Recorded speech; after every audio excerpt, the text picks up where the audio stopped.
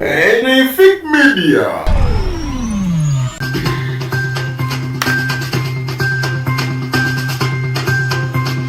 Embeera ya Honorable Shami Malende etabuse. Akatambi NAKANKAKA amaze n'akakiliza neyetonda akecho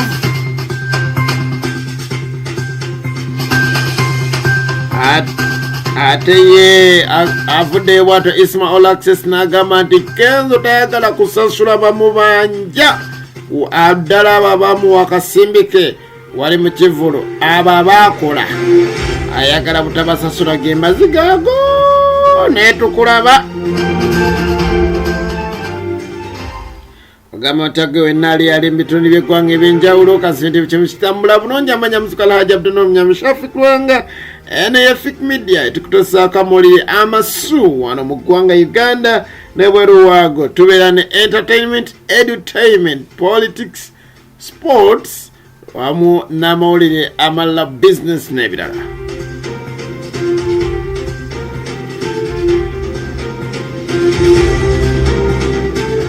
Mwana muwala onono nga yomu ku bakazanyirizi wali ku TikTok amanyikiddwa nga NAKANKAKA.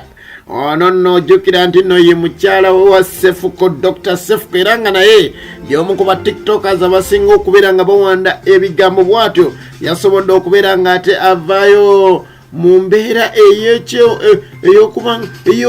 ey'ogonjovu n'avaayo bwatyo n'akkiriza nti ekyamazima akatambiko kange naye nsaba munsonyiwe nsaba eggwanga litegeere nti nganze NAKANKAKA neetaaga omukisa omulala ate neddabulule nsobole okubeera nga neeyubula nange mbeere ng'abaana aba bulijjo. Jukira nti akatambi kasooka ne kafuluma antu ne bagamba naye ono si NAKANKAKA. Akokubiri we kafulumye ne bagamba naye nedda n'oli yaliye ndakwa kano kaliko ekyovu mwana abamu bagamba nti kirabika gavumenti eri mabega wa NAKANKAKA okubeera nga eyagala kubeera nga eyisaawo ekyayo fetodde ku NAKANKAKA kombe ng'eri gavumenti eyisizaawo. NAKANKAKA bw'ati asabye eggwanga limuddiremu era naye yeeyamye okubeera nga agenda kudda eri eggwanga.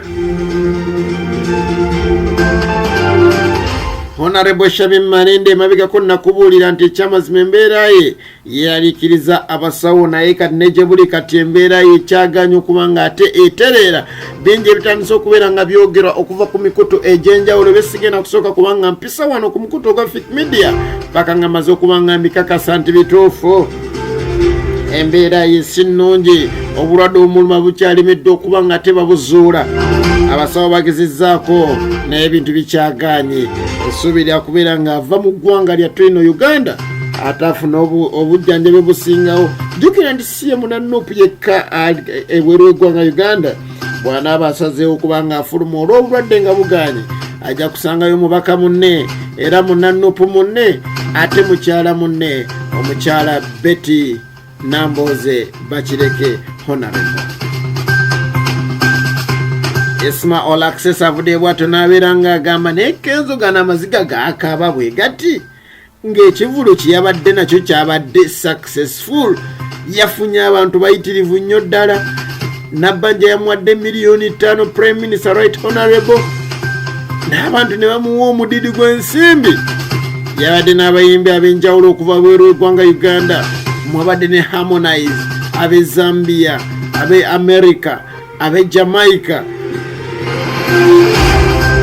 nga mu ngeri yonna tolina ngeri gy'osobola kuŋŋambamu nti oyinza okukaba amaziga ku lw'ekivulo kino okugjako okwebaza Omukama Katonda olw'ekivulo kye yakuwadde.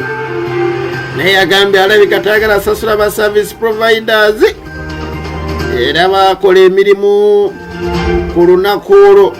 Kenzo mutunuzi Elise George yandibayita kulitalaba Omukama kunkomere sigareza muzukala haja abdono mnyamishafi klwanga tewera rich mark accessories abakugamba nti tulina security ka alarm system Twina tracking devices izigenda mu motoka yo ate ne motoka n'otegerawo weeri wamu ne radio system nayo tuziteeka mu radios ate n'obeera ng'oli married at Sunday. Namwe zisimu zezola ku screen beera bulungi weeraba.